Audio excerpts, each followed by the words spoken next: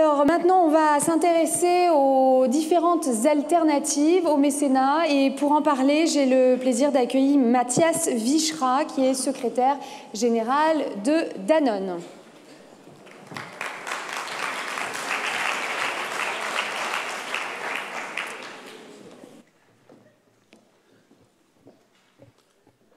Bonjour à toutes et à tous et merci à l'Amicale de me permettre de parler dans cette auguste assemblée.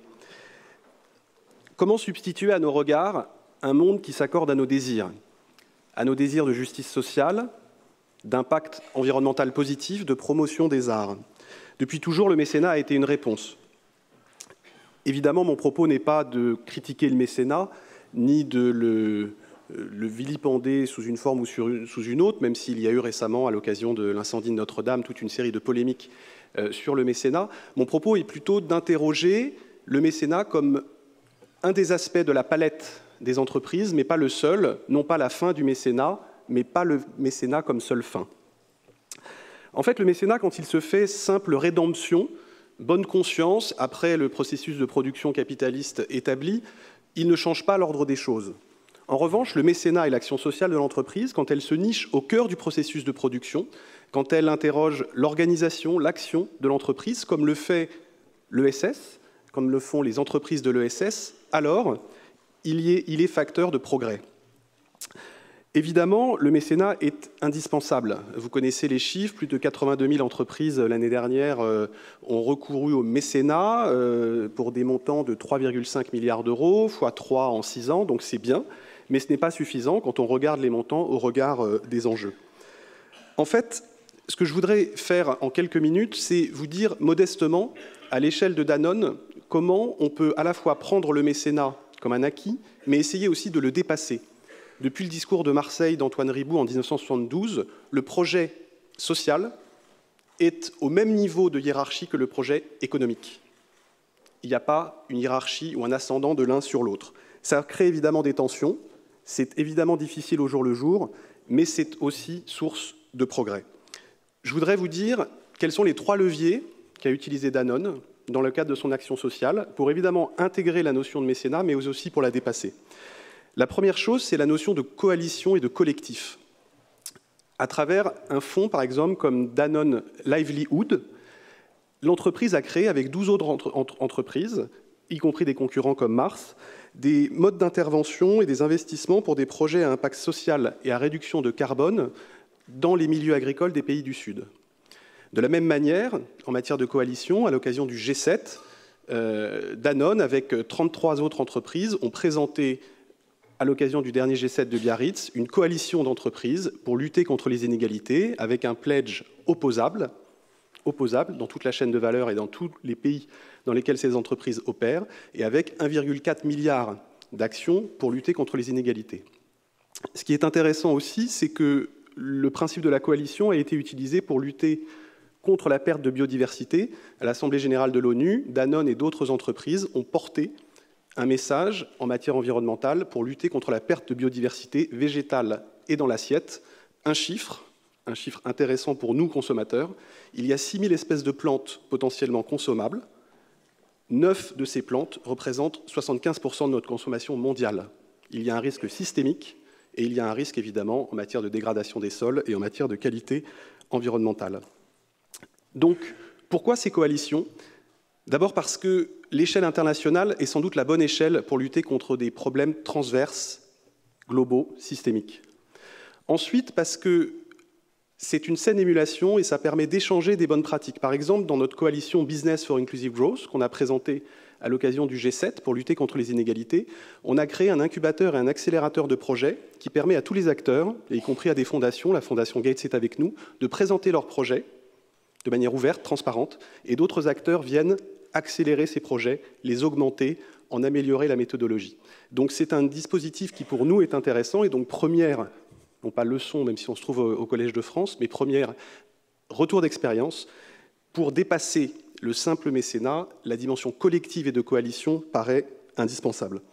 La deuxième chose, évidemment, c'est la participation des salariés. Alors ça passe évidemment par le mécénat de compétences. Quand j'étais à la SNCF, et je salue Patrick Jantet, le président de SNCF Réseau, qui a beaucoup porté cela, on avait dépassé le cap des 2000 salariés en mécénat de compétences. Chez Danone, on essaie aussi de multiplier les mécénats de compétences, mais plutôt sur la longue durée, c'est-à-dire qu'on met à disposition d'ONG avec lesquelles on travaille, notamment dans les pays du Sud, des salariés de Danone qui font des missions longues. Et c'est évidemment un premier aspect très fort de la participation des salariés, c'est le mécénat de compétences. L'autre aspect, c'est évidemment l'arrondi sur salaire, qui est un élément facile, pratique dans l'entreprise et qui permet aux salariés de participer à la mission d'intérêt général que se donne l'entreprise. Par ailleurs, pour impliquer les salariés, rien ne vaut la co-construction et le montage de projets. Je vous donne un exemple, encore une fois, de la SNCF. Avec Sybille Veil, la patronne de Radio France, nous avons monté un partenariat pour faire en sorte que les orchestres de Radio France puissent aller diffuser la bonne parole musicale, entre guillemets, dans tous les territoires. Et pour cela, la SNCF a permis aux musiciens de voyager gratuitement pour faire en sorte qu'il y ait effectivement cette dimension de maillage territorial de la musique de très haute qualité. Et là, c'était un projet d'entreprise, puisqu'il y a beaucoup de salariés dans les gares, dans les différents territoires de la SNCF qui se sont impliqués pour faire vivre ce partenariat. Et donc, c'est évidemment un élément important.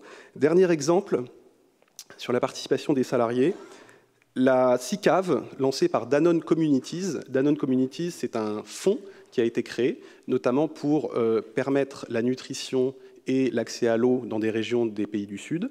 Et on a lancé une CICAV qui est accessible aux salariés, et plus de 60% des salariés de Danone ont volontairement accédé à cette CICAV, fait en sorte de participer à cette dimension de mécénat à travers un engagement financier. Ça a évidemment un intérêt en matière de marque employeur et d'attractivité de l'entreprise, c'est un intérêt en matière de mobilisation des salariés. La dernière chose que je voulais vous dire sur la transformation et le dépassement du mécénat à partir de l'expérience de Danone, c'est que, évidemment, pas dans tous les domaines. Il y a des domaines qui ne relèvent pas d'une activité économique pérenne. Mais dans certains domaines, on peut penser le mécénat comme une phase transitoire avant la viabilité d'une activité économique. C'est-à-dire, en fait, pour utiliser un anglicisme, une forme d'empowerment d'acteurs locaux que l'on paye dans un cadre de mécénat au départ, mais qui ensuite se révèle être une activité, si ce n'est rentable, au moins viable.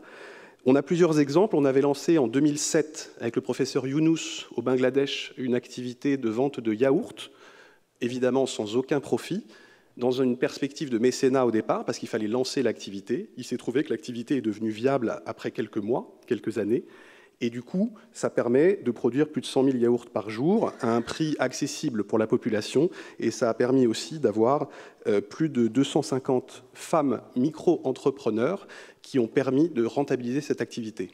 J'ai dit femmes parce que c'est important, dans ces activités d'empowerment, ce sont souvent des femmes auxquelles on fait appel pour mettre en place ces activités. C'est vrai pour le microcrédit, mais c'est vrai aussi pour lancer ces activités économiques. Donc en fait, l'enjeu, et encore une fois, mon propos n'est pas de dire que tous les champs du mécénat peuvent se transformer en activités économiques viables, mais une partie d'entre eux, c'est possible. Le dernier point sur la méthodologie et la dimension économique, c'est qu'il faut aussi repenser l'activité sociale de l'entreprise à partir de critères d'impact social. Évidemment, encore une fois, ce n'est pas pour tous les champs de l'activité de mécénat, mais pour certains d'entre eux, on pourrait avoir par exemple des outils de paiement au résultat qui nécessitent la création d'indicateurs robustes et qui permettent du coup d'entraîner l'activité dans une forme de robustesse, y compris économique, et du coup attractive pour les entreprises. En conclusion, ce que je vais vous dire, c'est qu'à ces trois conditions, à partir de l'expérience de Danone, encore une fois, avec la modestie que représente cette expérience, c'est-à-dire le collectif, la participation des salariés et le renouvellement du modèle économique, on peut parler d'action sociale ou de mécénat transformant. Cela devient en fait une forme de laboratoire qui peut servir de retour d'expérience, y compris pour l'organisation de l'entreprise, et qui permet, d'une certaine manière, de dépasser à la fois le mécénat, mais aussi la RSE. Et du coup, on vise une forme d'entreprise à impact social total, ce qui permet, de réfléchir évidemment à la financiarisation des impacts et des externalités positives des entreprises en matière environnementale et sociale, qui est un point très important. 2, évidemment, de s'interroger sur les objectifs de développement durable définis par l'ONU en 2015 pour que les entreprises puissent prendre leur part. Et l'on travaille notamment avec le UN Global Compact à un navigateur dès début 2020 pour faire en sorte que les entreprises puissent s'emparer à partir d'indicateurs pour elles des objectifs de développement durable. Il y a évidemment encore beaucoup de chemin, mais je pense que le moment est opportun, il se passe quelque chose. Beaucoup de théoriciens libéraux ont dit que Milton Friedman était mort, définitivement mort, ça veut dire quelque chose. Et par ailleurs, on sent que, y compris aux États-Unis, autour du Business Roundtable, qui est l'équivalent de la FEP aux États-Unis, beaucoup d'entreprises ont dit la recherche du profit et le dividende de l'actionnaire n'est pas notre seule finalité. Donc il se passe quelque chose, profitons-en pour bouger. Et du coup, je voulais vous dire que, évidemment, l'impact social n'est plus une option. Les entreprises doivent d'urgence se réinventer. Et puisque nous sommes au Collège de France, vous me permettrez de citer Marx pour vous dire que les entreprises doivent sortir d'urgence des eaux glacées du calcul égoïste. Merci. Merci beaucoup. Merci Mathias Vichra. On va faire une petite photo, si vous voulez.